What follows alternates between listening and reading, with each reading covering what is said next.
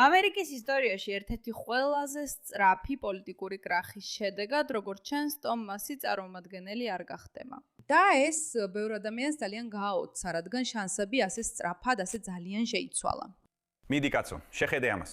შანსი რომ მასი სინამდვილეში კენტუკის მეოთხე ოლქის რესპუბლიკელი ნომინანტია, ბოლო 10 დღის განმავლობაში მნიშვნელოვნად შემცირდა კეშბრიკის პროგნოზირების ბაზრის მიხედვით. შეხედე ამას. 10 დღის წინ ეს იყო 71%. ნახე, სად არის ეს რიცხვი ახლა? ეს არის 54%. ასე რომ შანსები უფრო მეტად არის, რომ მასი მიუხედავად იმისა, რომ ძალიან ახლოსაა, სინამდვილეში დამარცხდება. მაგრამ კიდევ ერთხელ, მოგვიწერს დაველოდო და ვნახოთ, როგორ მისცემენ ხმას და როგორ დაითვლება, რადგან ეს მართლაც ძალიან ახლოსაა. მაგრამ როცა მოქმედი კონგრესმენი მარცხდება, ეს ნიშნავს, რომ ამ უმრჩევლების თვალში მან სერიოზული შეცდომა დაუშვა. და ამ შემთხვევაში თუ მასი დამარცხდება, ეს ნიშნავს, რომ მან დონალდ ჯონ ტრამპს გადაუკვეთა გზა. მან მართლაც გადაუკვეთა გზა დონალდ ტრამპს, რომელიც ძალიან უკმაყოფილო იყო მასით. მაგრამ ჩვენ კიდევ რამდენიმე სხვა სკანდალიც გვაქვს, მაგალითად ეს სკანდალი, რომელიც მის ყოფილ შეყვარებულთან დაკავშირებით აგორდა. მოდით ვნახოთ, რას ამბობს დონალდ ტრამპი ტომ მასიზე. რადგან ვფიქრობ, ეს ყველაფერი გეტყვით, რაც ამ კაცის შესახებ უნდა იცოდეთ. მოგესალმებით გადაცემაში პუშბექი, მე მირა კეი ვარ, თქვენი წამყვანი. მოდით გადავხედოთ. იმედია ხვალ მას მოიშორებთ. მე ოვალურ ოფისში ვარ და ვიბრძვით ჩვენი ქვეყნის ისტორიაში ყველაზე ცუდი კონგრესმენის წინააღმდეგ. მისი სახელია თომას მასი. ის კენტუკიდანაა. იმედია ხვალ მას მოიშორებთ.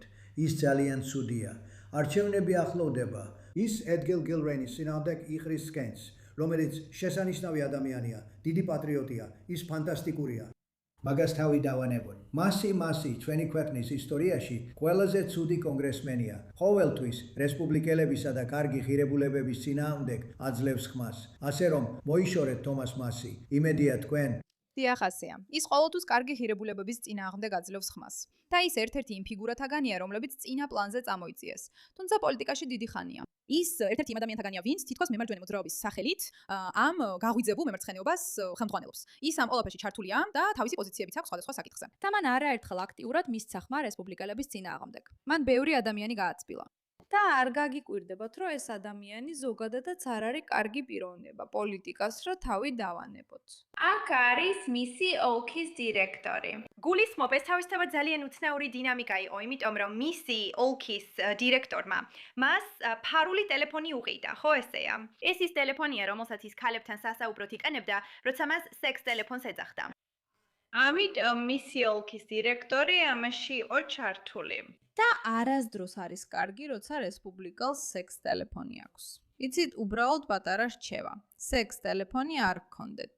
და ასევე როცა რამე ხდებოდა. რას გულისხმობთ, როცა ამბობთ, რომ მისი ოლქის დირექტორი სექს ტელეფონით იყო დაკავებული? ის ავიდა და სექს ტელეფონი მიუტანა. ანუ ის გადასახადის გადამხდელობის ფულით თანამშრომელს უხდის, რომ სექს ტელეფონი მართოს, მისსავე.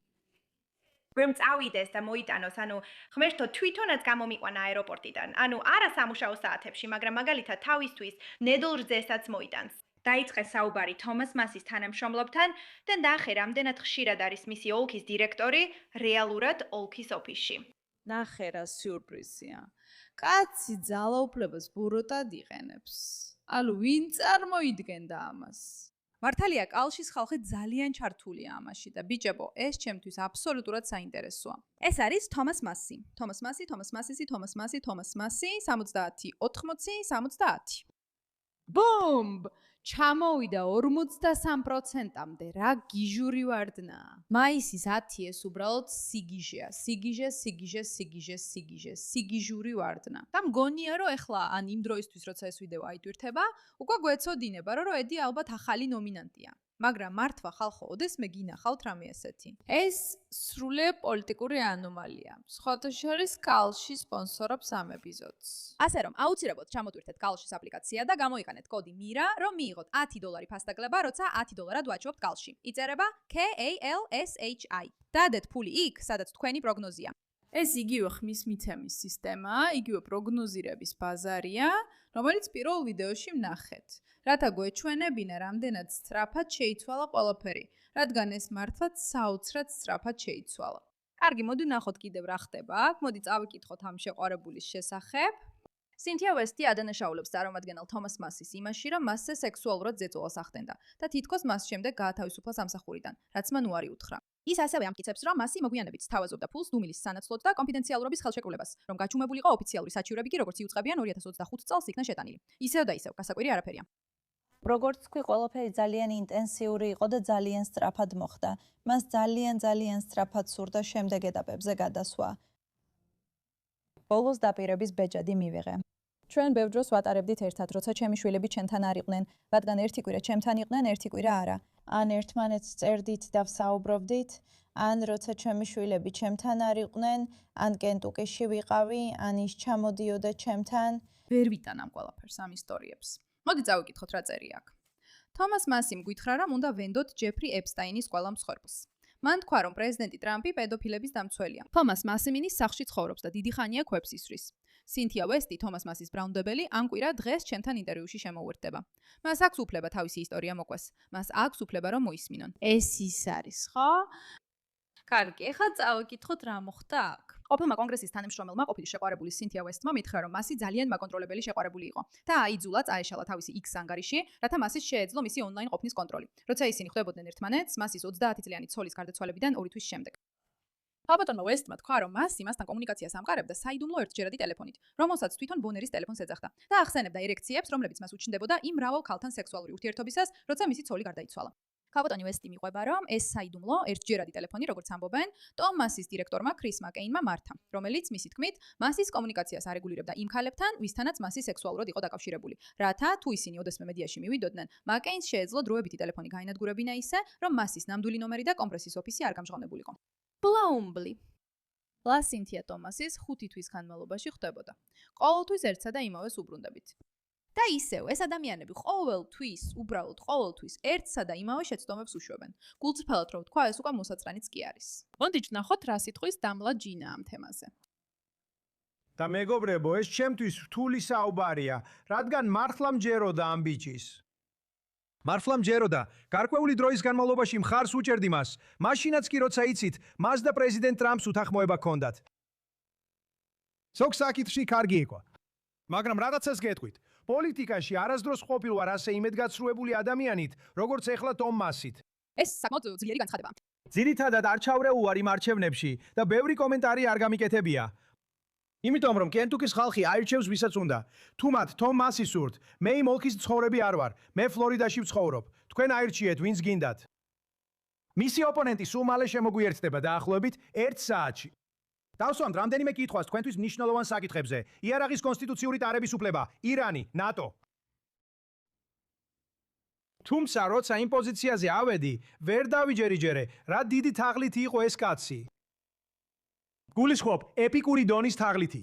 რაც არ უნდა ფიქრობდეთ ამ კაცზე, გეუბნებით, მე არანაირი ინტერესი არ მაქვს ამ ბრძოლაში. მე მხარს უჭერდი მას. ის აბსოლუტური თაღლითია.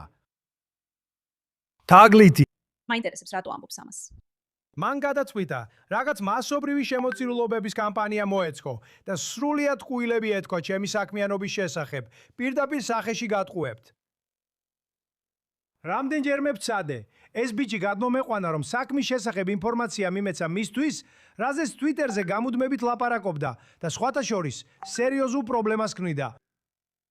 და მეგონა რომ მას სამართლებრივი პროცესი სჯეროდა. თითქოს და ლიბერტარიანელია, მაგრამ საქმეს X-ზე გასამართლებას ცდილობს. და მან ეს არ გააკეთა. მე იქ ვიყავი მარტიდან ამ წლის იანვრამდე. იცი რამდენჯერ მოვიდა სტუმრად და იკითხა ამ საქმეებზე. მიუხედავად იმისა, რომ არაერთხელ შევთავაზეთ იმ საქმეებზე, რაზეც სულ ლაპარაკობდა, სადაც რეალურად შეგვეძლო მისთვის გვეპასუხა. 0. და არაფერს გეტყვით.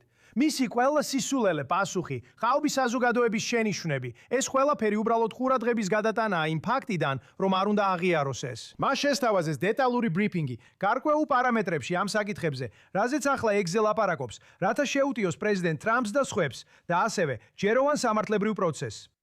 შეეძლო ეგრევე გაერკვია მისთვის ყველაფერი, მაგრამ უბრალოდ არ უნდოდა ამის გაკეთება.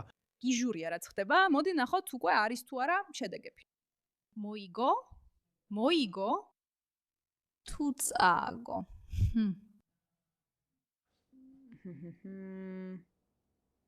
რა თქმა უნდა, ყველაფერს ისრაელზე ამახვილებენ. კენტუკის კონგრესმენი, რომელმაც პრეზიდენტს ფედერალურ ხარჯებსა და ეპსტეინის დოკუმენტებზე დაუპირისპირდა, სამშაბათს რესპუბლიკელი ამორჩევლობის წინაშე წარდგება. ისევ საინტერესო ის არის, რომ მათ როგორღაც მოახერხეს ეს ისრაელზე გადაეტანათ, რაც უბრალოდ ძალიან სულეგურია. მაგრამ ტრამპმა მასი გააკრიტიკა. თომას მასი დამარცხებას იმსახურებს.